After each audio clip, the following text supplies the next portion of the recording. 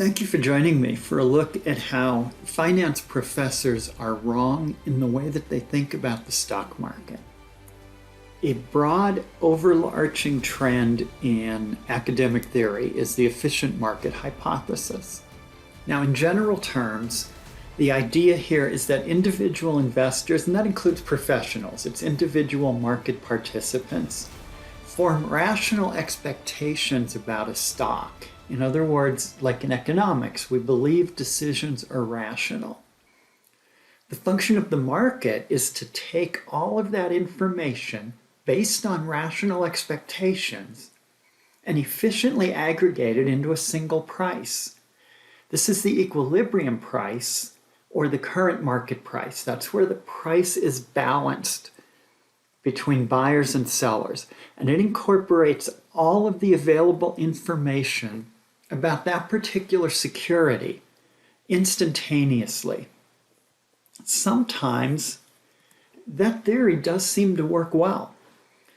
We recently saw Pfizer announce news about a vaccine, and the stocks affected by a vaccine, which is almost every company in the economy, jumped higher.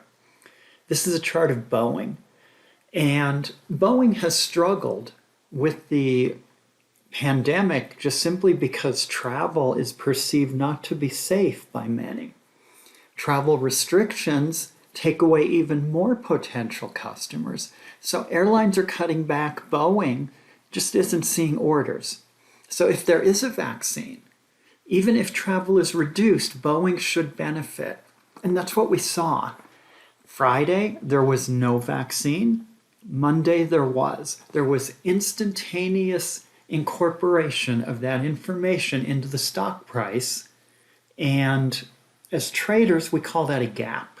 So we had a gap up. The efficient market hypothesis is so important that it led to index funds.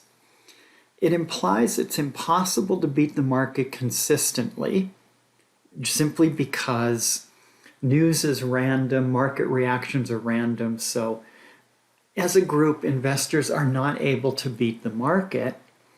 And the idea for index funds is if you can't beat it, join it. So you just become a participant in the index fund and don't worry about beating the market. Except that when the market goes down and loses 50%, you'll lose 50%. And under the EMH, that's okay if you lose 50% of your money. Well, experts quickly realized that this EMH isn't strictly true. Immediately, they began finding exceptions. So the theory got a little bit more complex, and we ended up with three forms. The weak form, which says you can use fundamental information, forward-looking fundamentals, earnings estimates to beat the market. Well, others found that wasn't enough, so the semi-strong form said, well, fundamentals aren't going to work, price action doesn't work, you need inside information. And the strong form says even with inside information, you cannot beat the market.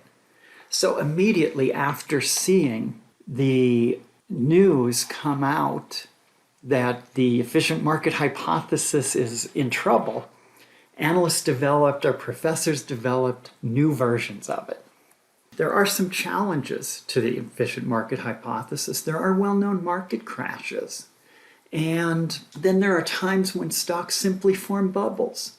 Well, in an efficient market, under any form, they should not happen.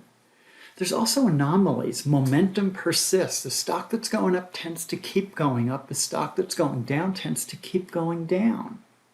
And then there's seasonal anomalies. There's the academic theory that January performance tends to beat the other 11 months of the year, especially in small caps.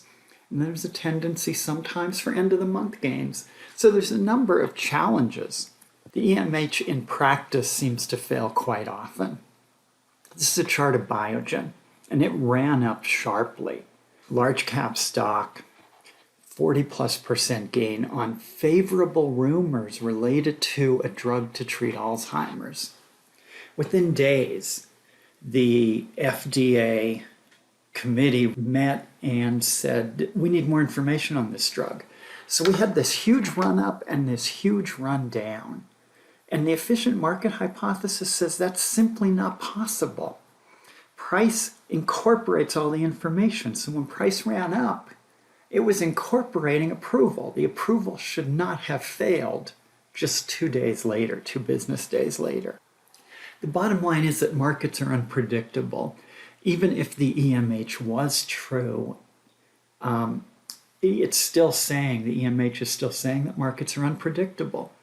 You need a trading plan. That's going to be better than an index fund, because with a trading plan, you can mitigate losses. And a good plan will also keep you from chasing news. So trade based on defined principles rather than rumors or news, and don't give up and believe that the EMH is correct and you should only be in index funds. If you're in index funds, you will lose in bear markets and you will never beat the market. And there are plenty of examples of how it is possible to beat the market in the long run. So avoid the academic literature. Stay in the market if you want to be a good investor. Thank you.